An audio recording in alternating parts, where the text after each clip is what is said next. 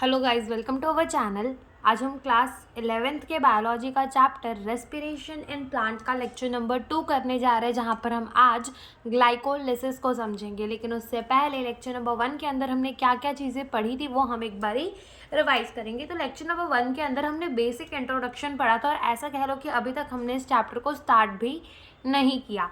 ठीक है, तो वहाँ पे हमने खाली इंट्रोडक्शन पढ़ा था, और मेन चैप्टर जो है हम अभी पढ़ना स्टार्ट करेंगे।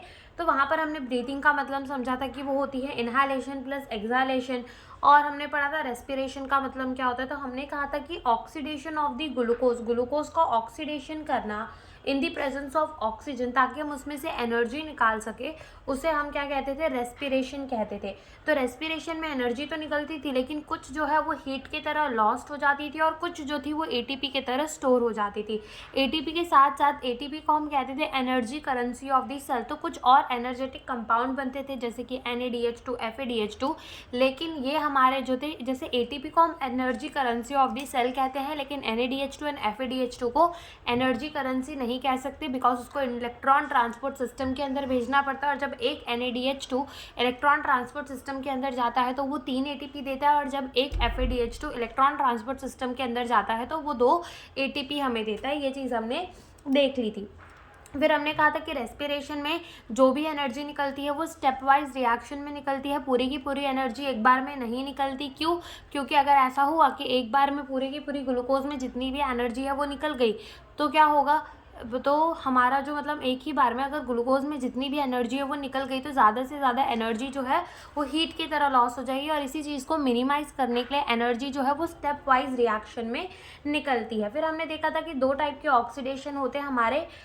एक होता है हमारा कंप्लीट ऑक्सीडेशन, और एक होता है हमारा इनकम्प्लीट ऑक्सीडेशन। कंप्लीट ऑक्सीडेशन के अंदर कार्बन कार्बन के सारे बॉन्ड को ब्रेक कर दिया जाता है, और उसमें एनर्जी ज़्यादा मिलती है। इनकम्प्लीट ऑक्सीडेशन के अंदर इवन अगर एक मॉलिक्यूल, एक हमारा ग्लूकोज का बॉन्ड, एक कार्बन कार्बन का बॉन्ड भी बचा होगा, तो हम उसको इनकम्प्लीट ऑक्सीडेशन कहते हैं, जिसमें एनर्जी कम निकलती है। फिर हमने देखा था कि रेस्पिरेटरी सबस्ट्रेट क्या होता है, तो जिसका हम ऑक्सीडेशन करते हैं उसी को हम क्या कह देते हैं, रेस्पिरेटरी सबस्ट्रेट कह देते हैं। फिर हमने लिंक देखी थी फोटोसिंथेसिस एंड रेस्पिरेशन की, कि फोटोसिंथेसिस में क्या बना था, ग्लूकोज। क्यों? क्योंकि प्लांट जो थे वो हमारे ऑटोट्रॉप थे, यानी वो खुद का खाना खुद बना सकते थे, तो वो ज़्यादातर शुगर बनाते थे, लाइक ग्लूकोज, सुक्रोज, स्टार्च। ठीक है, फिर हमने देखा था कि इसी ग्लूकोज का ब्रेकडाउन करने के बाद तो क्या चालू हो जाती थी, रेस्पिरेशन। फिर बात आती थी कि प्लांट ब्रीथ करते हैं, तो प्लांट को भी ऑक्सीजन तो चाहिए ही पड़ता है, ताकि वो अपने ग्लूकोज को ऑक्सीडाइज कर सके और उसमें से एनर्जी बना सके, ATP बना सके। इसलिए प्लांट के अंदर तो कोई रेस्पिरेटरी ऑर्गन नहीं होता, लेकिन उसके पास होते हैं स्टोमेटा और लेंटी सेल्स, जो इसमें काम करते हैं। और इवन जो प्लांट के पार्ट होते हैं, लीफ, रूट, स्टेम, वो प्लांट के कांटेक्ट, यानी वो एनवायरनमेंट के कांटेक्ट में ही रहते हैं, तो इतना ज़्यादा गैसेस नीड की वहाँ पर ज़रूरत नहीं पड़ती। वो स्लोअर रेट में ब्रीथ करते हैं एज़ कम्पेयर टू अस। ठीक है, और बीच में उनके डेड सेल भरा हुआ होता है, और आजू बाजू पेरेन्काइमा के सेल्स भरे होते हैं, जिनमें अच्छी खासी एयर स्पेस होती है, तो एयर जो है वो डिफ्यूजन के थ्रू फ्लो कर जाती है। ये चीज़ हमने देखी थी। फिर हमने देखा था कि जो हमारे अर्ली ऑर्गेनिज्म थे, यानी जो हमारे अर्ली एटमॉस्फेयर था, यानी कि जो हमारा पहले का अर्थ था, यानी कि जहाँ पर कुछ भी नहीं हुआ करता था, जब हमारी इवोल्यूशन स्टार्ट तक नहीं हुई थी तब, ठीक है, एकदम बहुत पुरानी बात करें, तब वहाँ का एटमॉस्फेयर रिड्यूसिंग होता था, और वहाँ पे मेन गैसेस H2O के वेपर होते थे, H2 गैस होती थी, मीथेन होता था, और अमोनिया होता था, यानी कि फ्री ऑक्सीजन तो पाया ही नहीं जाता था। तो पहले ऑर्गेनिज्म जो इवॉल्व हुए थे वो थे एनाएरोबिक, यानी कि ऐसे ऑर्गेनिज्म थे जो विदाउट ऑक्सीजन के रह सके, यानी कि उनको ऑक्सीजन की ज़रूरत नहीं होती थी। अब ऑक्सीजन की ज़रूरत नहीं होती थी, तो इसका मतलब क्या, उनको एनर्जी की भी ज़रूरत नहीं, एनर्जी की तो ज़रूरत होती थी। तो उनके अंदर एक स्टेप चलता था, जिसमें से वो ATP निकालते थे, एक रिएक्शन चलती थी, जिसे हम कहते हैं ग्लाइकोलिसिस। तो वो ग्लाइकोलिसिस ही आज हमें पढ़ना है। तो ये जो चीज़ें हैं वो बहुत ज़्यादा लिंक है, अगर समझो। हमने कहा कि ग्लाइकोलिसिस जो है वो कहाँ हो रही है, एनाएरोबिक ऑर्गेनिज्म के अंदर हो रही है, यानी कि इतना समझ में आ रहा है कि ग्लाइकोलिसिस में कहीं पे भी ऑक्सीजन की ज़रूरत नहीं पड़ेगी। साथ ही साथ हमारे जो पहले के ऑर्गेनिज्म बने होंगे वो तो प्रिमिटिव होंगे ना, प्रोकैरियोट होंगे, यूकैरियोट तो बन नहीं गए होंगे डायरेक्ट, यानी कि एनर्जी तो प्रोकैरियोट को भी चाहिए होगी। इसका मतलब इतना भी समझ आ रहा है, ग्लाइकोलिसिस न्यूक्लियस में तो चलेगी नहीं। ठीक है, तो ग्लाइकोलिसिस कहाँ चलती है, साइटोप्लाज्म में, क्योंकि वो कैसा होता है, यूनिवर्सल होता है। ठीक है, तो यहीं से हम अपने चैप्टर को, अपना जो टॉपिक है आज का, उसे स्टार्ट करते हैं। तो हम क्या पढ़ेंगे, ग्लाइकोलिसिस पढ़ेंगे।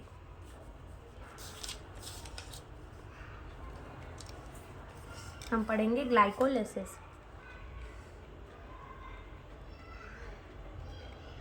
ग्लाइकोलिसिस। तो सबसे पहले तो हम नाम में चलते हैं कि ग्लाइकोलिसिस का मतलब क्या होता है। तो ग्लाइको का मतलब होता है शुगर या फिर ग्लूकोज कह लो, और लाइसिस का मतलब होता है स्प्लिटिंग, यानी स्प्लिटिंग का मतलब होता है किसी चीज़ को तोड़ देना, स्प्लिट कर देना। ठीक है, तो स्प्लिटिंग का मतलब क्या होता है, किसी भी चीज़ को तोड़ देना। तो ग्लाइकोलिसिस, ग्लाइको का मतलब शुगर और लाइसिस का मतलब स्प्लिटिंग। यानी कि ग्लाइकोलिसिस में चलता क्या है, यहाँ पर हम पार्शियल का मतलब होता है आधा। तो यहाँ पर हम पार्शियल ऑक्सीडेशन करते हैं। किसका पार्शियल ऑक्सीडेशन करते हैं, यहाँ पर हम पार्शियल ऑक्सीडेशन करते हैं ग्लूकोज का, और उसमें से हम 2 मॉलिक्यूल बनवाते हैं पायरुविक एसिड के। और जब हम ग्लूकोज से पायरुविक एसिड बनाते हैं तो यहाँ पर 10 रिएक्शंस हो रही होती हैं। ठीक है, 10 स्टेप में ये रिएक्शन हो रही होती है, और हम ग्लूकोज से क्या बनाते हैं, पायरुविक एसिड। तो जब हम ग्लूकोज से पायरुविक एसिड बनाते हैं उसी दौरान हमें ATP भी निकलती हुई दिखती है, और बाद में हम नेट कैलकुलेशन करेंगे कि इसमें हमें कितनी ATP मिल गई। ठीक है, ये चीज़ भी हम देखेंगे कि टोटल हमें कितनी ATP मिल गई, वो भी हम देखेंगे। तो हमने क्या बोला, ग्लाइकोलिसिस क्या होता है, पार्शियल ऑक्सीडेशन होता है ग्लूकोज का पार्शियल ऑक्सीडेशन होता है, जिसमें हमें क्या मिलता है, 2 molecule of the pyruvic acid. तो यही बात हम लिखेंगे कि ग्लाइकोलिसिस क्या है, it is partial oxidation of glucose to make 2 molecule of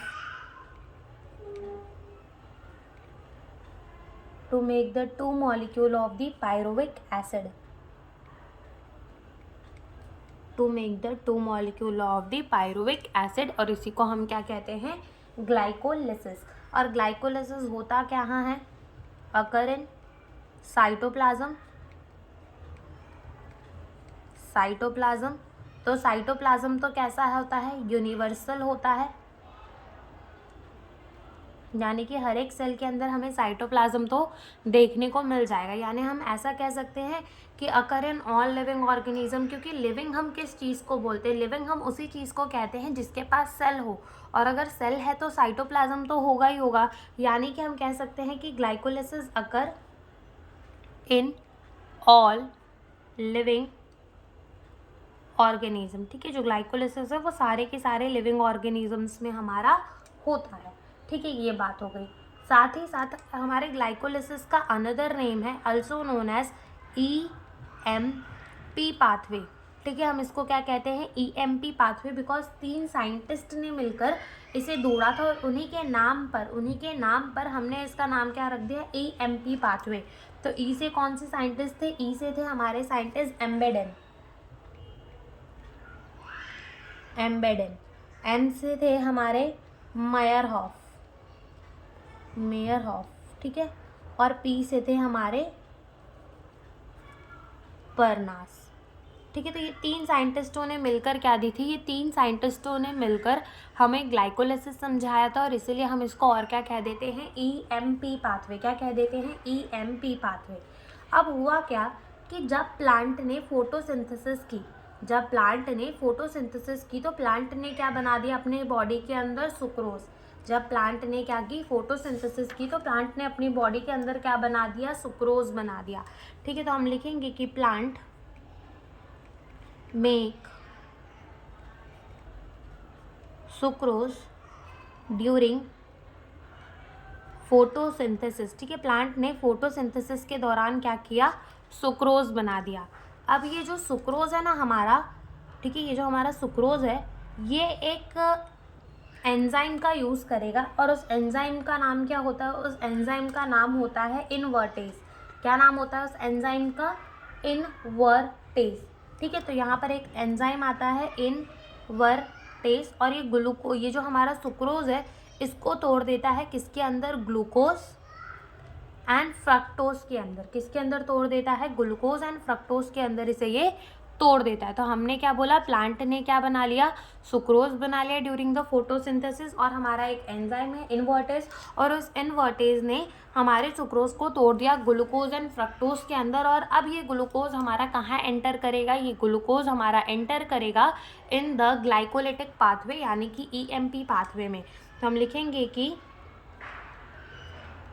they enter an EMP pathway. ठीक है, ये हमारा जो ग्लूकोज है वो कहाँ एंटर कर जाएगा, EMP पाथवे पे एंटर कर जाएगा। तो अब यहाँ से हम क्या करने जा रहे हैं, यहाँ से अब हम समझने जा रहे हैं ग्लाइकोलिसिस को, मेन ग्लाइकोलिसिस को अब हम स्टार्ट करने जा रहे हैं। तो देखो सबसे पहले क्या होता है कि यहाँ पर हमारी क्या आ जाती है, ग्लूकोज आ जाती है, और ग्लूकोज के अंदर कितने कार्बन होते हैं, 6 कार्बन। ठीक है, कितने कार्बन होते हैं, 6 कार्बन, बिकॉज ग्लूकोज का फॉर्मूला होता है C6H12O6, यानी कि हमारे ग्लूकोज के अंदर होंगे 1 2 3 4 5 एंड 6। ठीक है, तो टोटल कितने कार्बन होंगे, 6। अब ये जो ग्लूकोज है ना, ये कन्वर्ट हो जाएगा किसके अंदर, ग्लूकोज 6 फोस्फेट के अंदर, यानी ग्लूकोज का पहला कार्बन, दूसरा, तीसरा, चौथा, पांचवा और छठवा।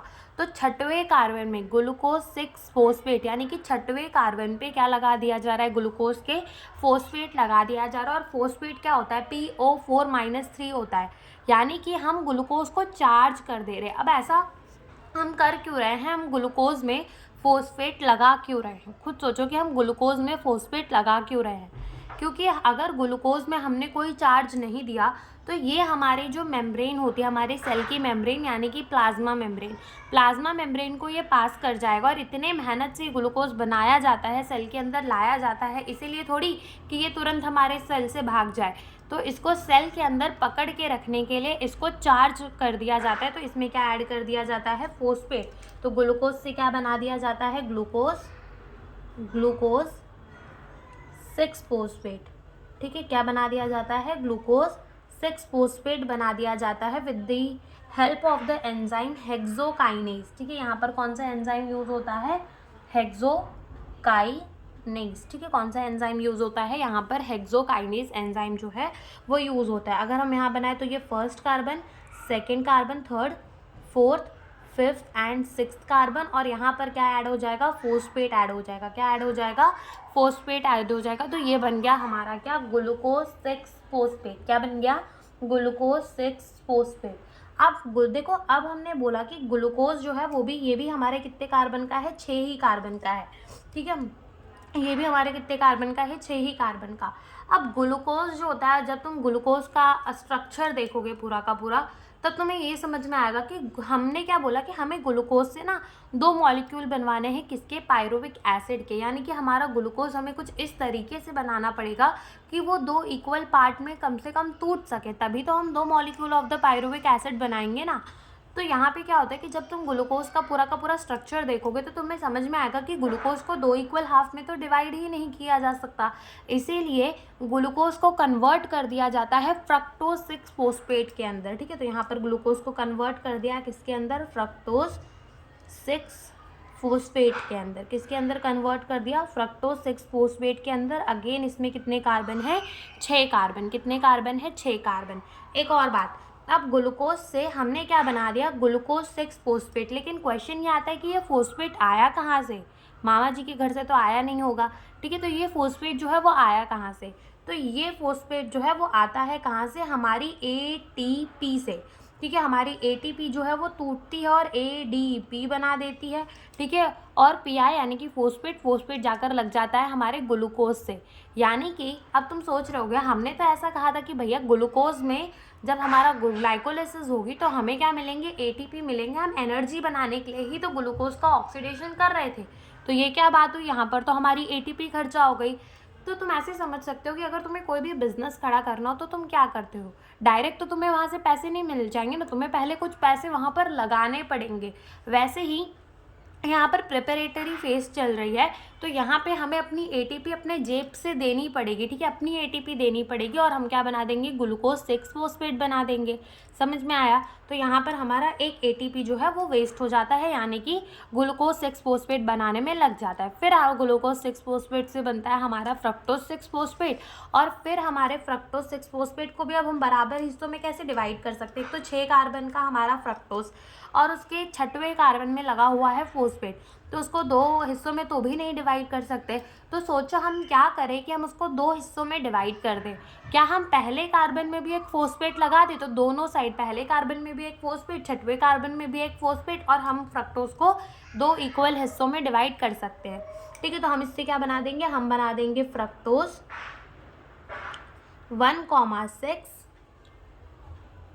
बिसफॉस्फेट। क्या बना देंगे, फ्रक्टोज 1,6 बिसफॉस्फेट, जो अगेन हमारे 6 ही कार्बन का होगा। लेकिन फिर से वही क्वेश्चन की पहले नंबर पे फॉस्फेट आया कहाँ से, तो अगेन वही आंसर कि हमारी ATP हमें अपने एक जेब से एक और ATP देनी पड़ी, और हमने क्या कर दिया, फ्रक्टोज 1,6 बिसफॉस्फेट बना दिया। क्या बना दिया, फ्रक्टोज 1,6 बिसफॉस्फेट बना दिया। अब ये जो हमारा फ्रक्टोज 1,6 बिसफॉस्फेट है ना, वो 2 मॉलिक्यूल्स के अंदर टूटता है, यानी कि ये 6 कार्बन का, तो हमारा फ्रक्टोज 1,6 बिसफॉस्फेट टूटता है पहला 3-फॉस्फोग्लिसरेट एल्डिहाइड के अंदर। तो यहाँ हम लिखते हैं 3-फॉस्फेट ग्लिसरैल्डिहाइड, 3-फॉस्फेट ग्लिसरैल्डिहाइड। ठीक है, और एक इस मॉलिक्यूल के अंदर टूटता है और दूसरा ये टूटता है डाईहाइड्रोक्सी एसीटोन फॉस्फेट, जो कि मैं यहाँ लिख देती हूँ डाईहाइड्रोक्सी एसीटोन फॉस्फेट।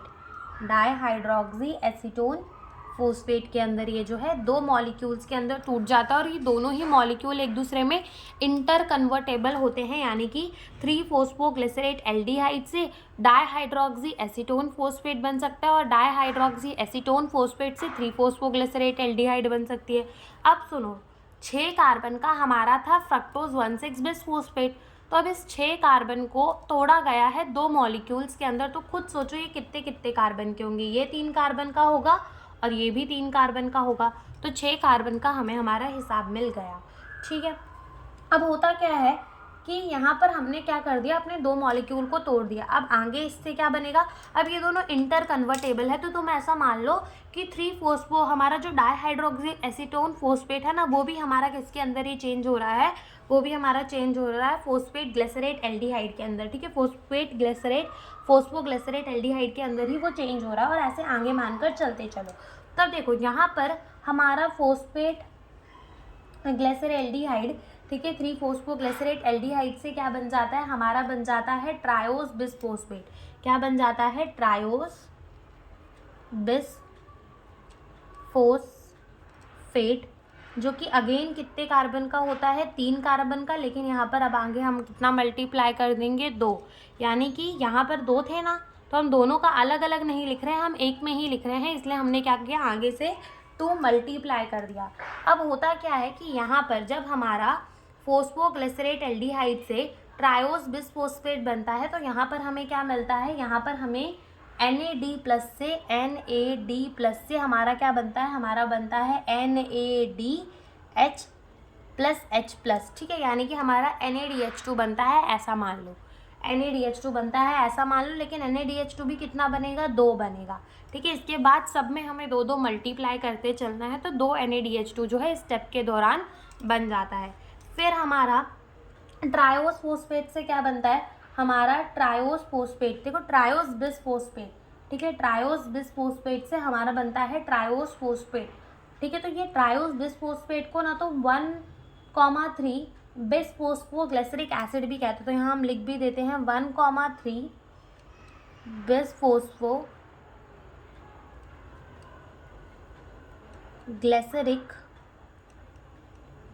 एसिड। ठीक है, क्या कह सकते हैं, 1,3 बिसफॉस्फोग्लिसरिक एसिड।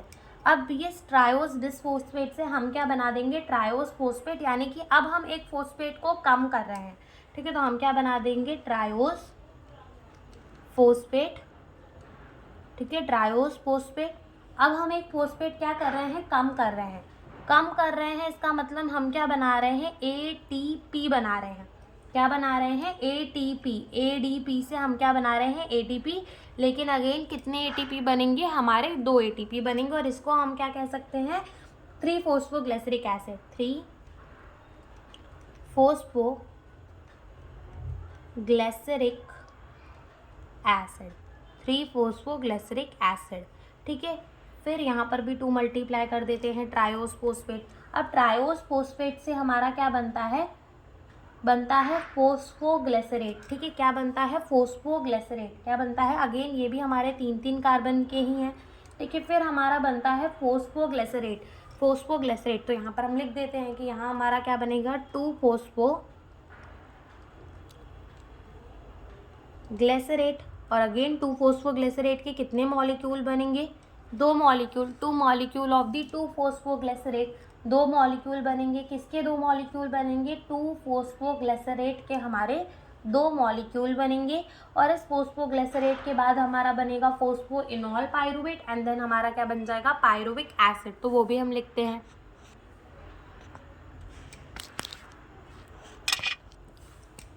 ठीक है, तो हमने क्या बना दिया था, लास्ट पेज में जो स्टेप लिखा था, फिर से एक बार यहाँ लिख देती हूँ कि हमने बोला कि हम क्या बना देंगे, 2-फॉस्फोग्लिसरेट बना देंगे।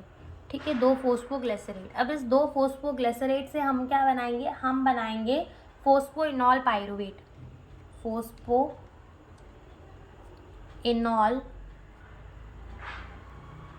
पायरुवेट। और अगेन कितने मॉलिक्यूल ऑफ फॉस्फोइनॉल पायरुवेट, ये भी 3 कार्बन कंपाउंड है, इसमें भी 3 कार्बन है।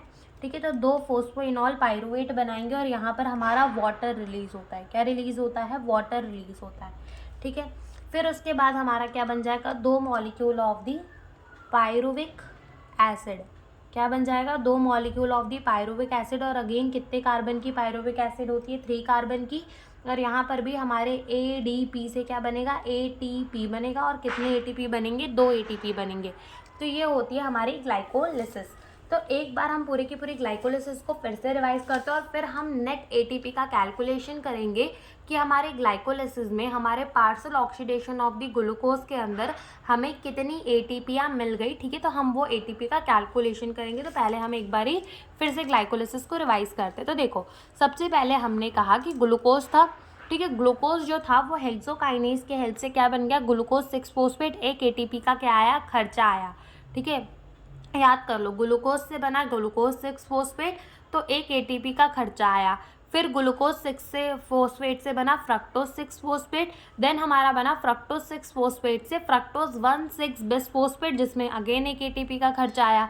फ्रक्टोज 1,6-बिसफॉस्फेट 2 मॉलिक्यूल में टूट गया, 3-PGAL यानी कि three phosphoglycerate aldehyde and dihydroxy acetone phosphate के अंदर, एंड वहाँ पर हमें 2 NADH2 मिले। क्या मिले, 2 NADH2 मिले। कब, जब हमारा three phosphoglycerate aldehyde dihydroxy acetone phosphate जो है वो ट्रायोस बिसफॉस्फेट बनाएगा। तब ट्रायोस बिसफॉस्फेट से जब हमने क्या बनाया, ट्रायोस फॉस्फेट, तो हमें 2 ATP मिली। ठीक है, और ट्रायोस फॉस्फेट से हमने क्या बना दिया, 2 molecule of the phosphoglycerate. 2 molecule of the phosphoglycerate से हमने बनाया फॉस्फोइनॉल पायरुवेट, एंड देन हमने बनाया पायरुविक एसिड, और अगेन हमें यहाँ पर भी कितनी ATP मिली, 2 ATP मिली। तो अब यहाँ पर हम क्या करेंगे, यहाँ हम करेंगे ATP मैट्रिक्स, यानी ATP का हम कैलकुलेशन जो है वो देखेंगे। तो सबसे पहले हम देखेंगे कि हमें कितनी ATP का खर्चा आया, यानी कि कितनी ATP हमें अपने जेब से लगानी पड़ी। तो 2 ATP।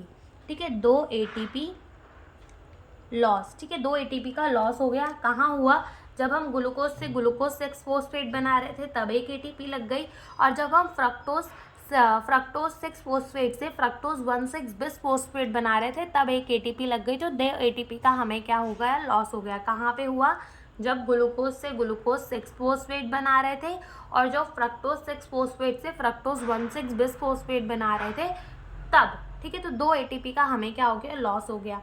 उसके बाद आता है कि हमें गेन कितनी ATP का हुआ, कितनी ATP का फ़ायदा हुआ। तो यहाँ पर हम बोलेंगे हमें 4 ATP का क्या हुआ, गेन हुआ। 4 ATP का गेन हुआ। कब कब हुआ, सबसे पहले तो 2 ATP का गेन हमें तब हुआ जब हम ट्रायोस बिसफॉस्फेट से ट्रायोस फॉस्फेट बनाए, तब 2 ATP मिली। और जब हमने फोस्फोइनॉल पायरुवेट से पायरुविक एसिड बनाया तब 2 एटीपी मिली, यानी कि दो दो कितनी हो गई 4। कब 2 एटीपी मिली? जब ट्रायोस बिसफोस्फेट से ट्रायोस फोस्फेट बनाया तब 2 एटीपी मिली, और जब हमने फोस्फोइनॉल पायरुवेट से पायरुविक एसिड बनाया तब 2 एटीपी मिली, यानी कि टोटल नेट गेन कितना एटीपी का हो गया? 4 एटीपी हमें मिली। ठीक है, 4 एटीपी मिली। और बताओ और क्या मिला? और हमें मिला 2 NADH2। ठीक है, क्या मिला? 2 NADH2 मिला, जो कि आगे जाकर हमें कितनी एटीपी? एक NADH2 कितनी एटीपी देता है? 3। एक NADH2 कितनी एटीपी देता है? 3। तो 2 NH2 कितने एटीपी देंगे? 2 3 जा 6, यानी कि 2 NADH2 हमें कितनी एटीपी देंगे? 6 एटीपी। लेकिन ये एटीपी हमें कहाँ जाके मिलेगी? बैंक जाकर, यानी कि इलेक्ट्रॉन ट्रांसपोर्ट सिस्टम में जाकर मिलेगी। ठीक है, अगर कोई पूछे हाथ में बताओ अभी तुम्हारे डायरेक्ट कितनी एटीपी है, तो 4 एटीपी का लॉस, देखो 2 एटीपी का लॉस हुआ, 4 एटीपी का गेन हुआ, तो अपना खर्चा हटा दो तो टोटल नेट एटीपी तुम्हारे पास कितनी बची? 2 का तो तुम्हारा खर्चा हो गया ना, 4 एटीपी का गेन हुआ। अभी मैं पूछ रही हूँ, बैंक में जाने की बात छोड़ दो, अभी तुम अगर देखो तो 2 एटीपी का खर्चा हुआ, 4 एटीपी मिली, यानी कि टोटल गेन कितनी एटीपी का हुआ? 2 एटीपी का गेन हुआ। ठीक है, तो हम लिखेंगे कि नेट एटीपी हमें कितनी मिली? 2 एटीपी मिली। और फ्यूचर में अगर हम आगे चलकर देखें तो फ्यूचर में, ठीक है, यहाँ पे ऐसे लिख लो कि जैसे कि हम टोटल एटीपी की बात करें, टोटल एटीपी फ्यूचर में भी जाकर कितनी मिल जाएंगी हमें? 6 एटीपी यहाँ से और 2 एटीपी यहाँ, यानी कि 8 एटीपी हमें जो है टोटल। अगर कोई पूछे ग्लाइकोलिसिस में टोटल एटीपी कितनी मिलती है, तो 8 एटीपी। टोटल एटीपी कितनी मिलती है? 8 एटीपी मिलती है। तो ये हमारी होती है ग्लाइकोलिसिस। 2 एटीपी का लॉस हुआ जब हम ग्लूकोज से ग्लूकोज 6 फोस्फेट बना रहे थे, जब हम फ्रक्टोज 6 फोस्फेट से फ्रक्टोज 1,6 बिस फोस्फेट बना रहे थे, 2 एटीपी का लॉस हुआ। 4 एटीपी का गेन हुआ। 2 एटीपी का गेन वहाँ हुआ जब हम ट्रायोस बिसफोस्फेट से ट्रायोस फोस्फेट बनाए, और जब हम फोस्फोइनॉल पायरुवेट से पायरुविक एसिड बनाए तो 4 एटीपी का गेन हुआ।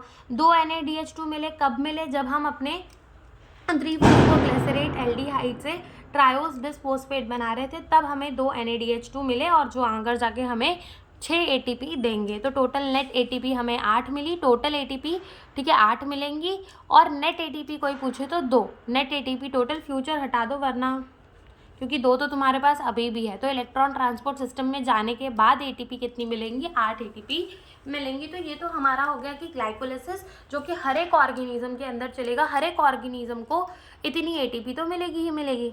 अब बात आती है ये कि मान लो कि मेरा एक एनएरोबिक ऑर्गेनिज्म है, या फिर मान लो कोई प्रोकैरियोटिक ऑर्गेनिज्म है जिसके पास ना तो वेल डिफाइंड न्यूक्लियस है, ना तो मेम्ब्रेन बाउंड ऑर्गेनल है। और ये मैंने तुम्हें बताया था कि ये जो बैंक होता है, that is electron transport system, वो कहाँ चलता है? Inner membrane of the mitochondria.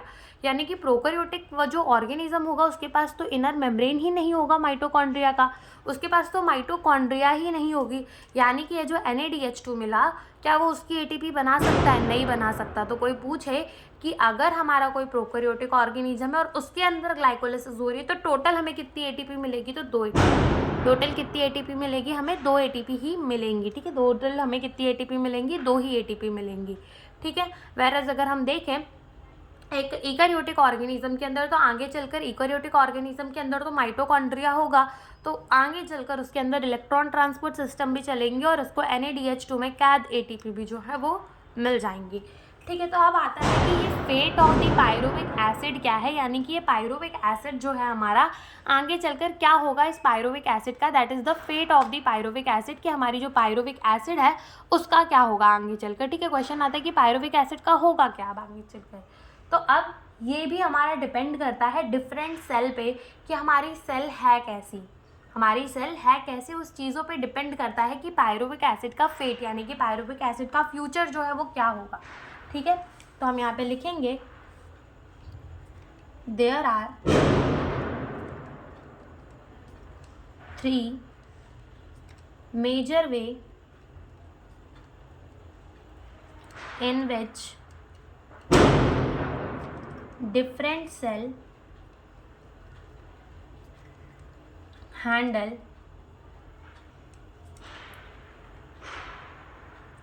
pyruvic acid। ठीक है, तो सबसे पहला तो होता है कि कोई क्या कर सकता है, lactic acid fermentation, lactic acid fermentation. कोई जो है वो कर सकता है एल्कोहलिक फर्मेंटेशन,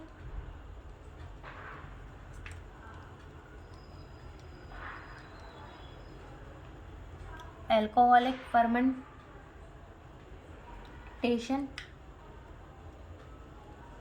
और तीसरा जो है वो क्या कर सकता है, एरोबिक रेस्पिरेशन।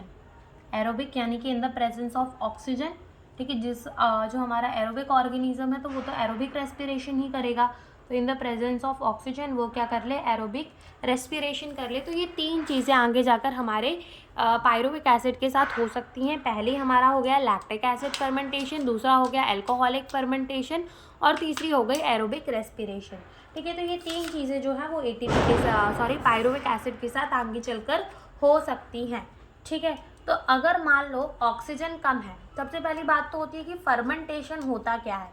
हम फर्मेंटेशन को ही पढ़ेंगे, लेकिन मान लो जब ऑक्सीजन कम होता है तब फर्मेंटेशन होती है, जब ऑक्सीजन ज़्यादा होता है तब क्या चलती है हमारी एरोबिक रेस्पिरेशन। तो यहाँ पर तुम लिख लो ऐसे, O2 कम, यानी कि जब ऑक्सीजन कम तब चलेगी फर्मेंटेशन, और O2 ज़्यादा जब होगी तब क्या चलेगी, एरोबिक रेस्पिरेशन चलेंगी। तो सबसे पहली बात अब हम क्या पढ़ने जा रहे हैं, फर्मेंटेशन।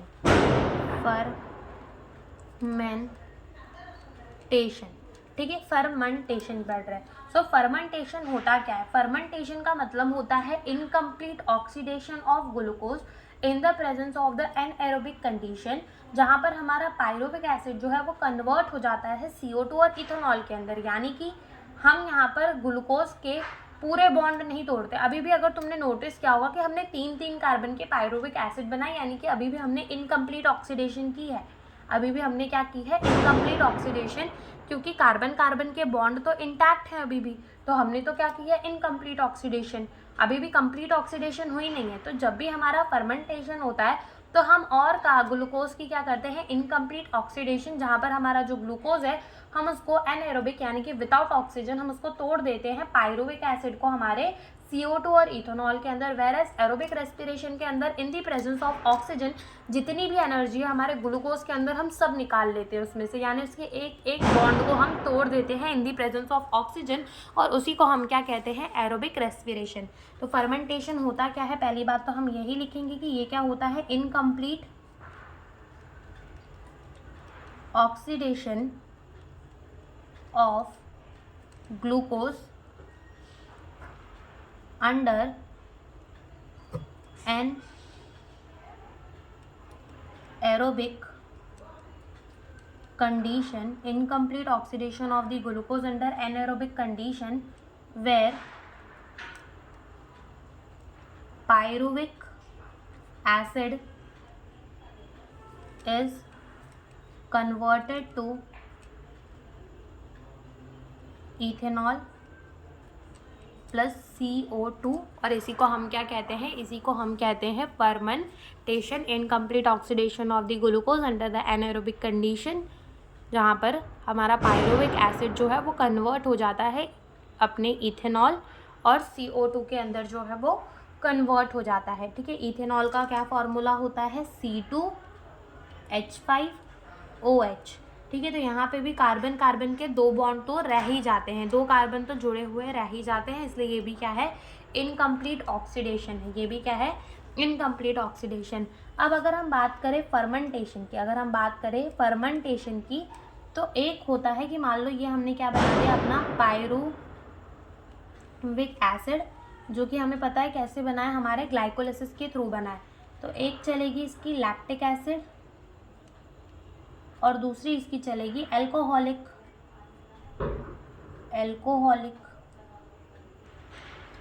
तो लैक्टिक एसिड फर्मेंटेशन में क्या होता है, लैक्टिक एसिड फर्मेंटेशन में ना यहाँ पर एक एंजाइम होता है दैट इज लैक्टेट डिहाइड्रोजनेस। कौन सा एंजाइम, लैक्टेट डिहाइड्रोजनेस होता है। तो ये क्या बनाता है, लैक्टिक एसिड ही बनाता है, ठीक है। तो यहाँ पर कौन काम आता है, लैक्टेट डिहाइड्रोजनेस, ठीक है। यहाँ पर हमारा जो पायरुविक एसिड है वो रिड्यूस हो जाता है किसके अंदर, लैक्टिक एसिड के अंदर, with the help of the enzyme, कौन सा, लैक्टेट डिहाइड्रोजिनेज, ठीक है, with the help of the enzyme lactate dehydrogenase pyruvic acid बन जाता है lactic acid.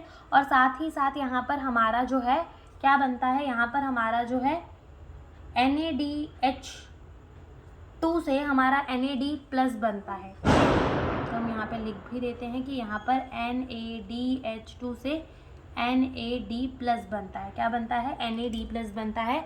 Pyruvic acid lactic acid के अंदर कन्वर्ट होता है with the help of the enzyme lactate dehydrogenase, और NaDH2 जो है वो कन्वर्ट हो जाता है NAD+ के अंदर।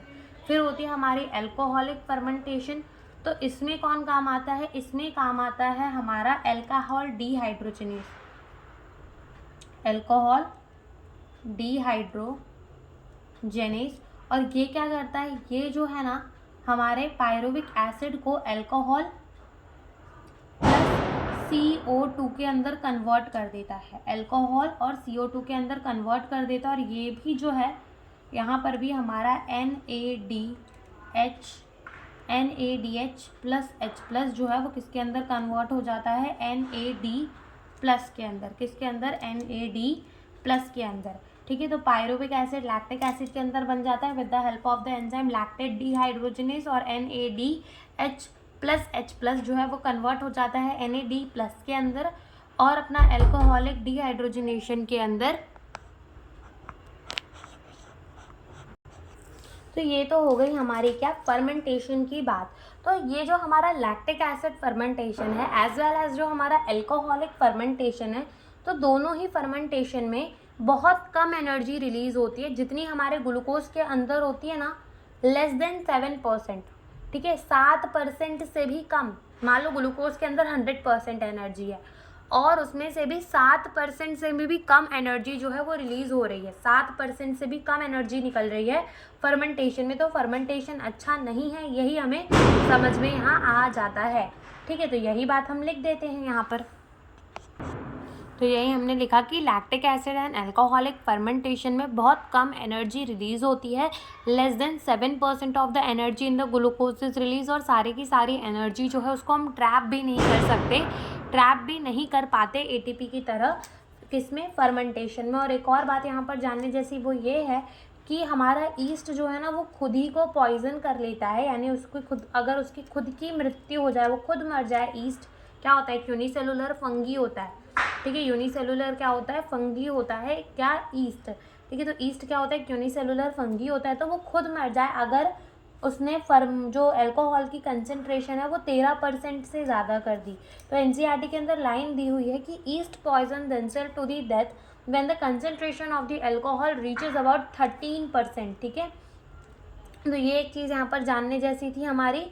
और हमने देखा कि जैसे अल्कोहलिक फर्मेंटेशन के अंदर इथेनॉल और CO2 बन रहा था, वैसे ही लैक्टेट फर्मेंटेशन यानी कि लैक्टिक एसिड फर्मेंटेशन के अंदर CO2 नहीं रिलीज होता, वहाँ पर सिर्फ लैक्टिक एसिड बनता है, CO2 रिलीज नहीं होता, ठीक है। तो ये हमने यहाँ पर देखा। और जैसे कि अगर हम बात करें एनाएरोबिक रेस्पिरेशन जो ईस्ट करता है, यानी कि वो खुद ही को पॉइजन कर लेता है, अगर 13% से ज़्यादा हो गई तो ये बियर्स एंड वाइन बनाने के लिए काम आता है, ठीक है।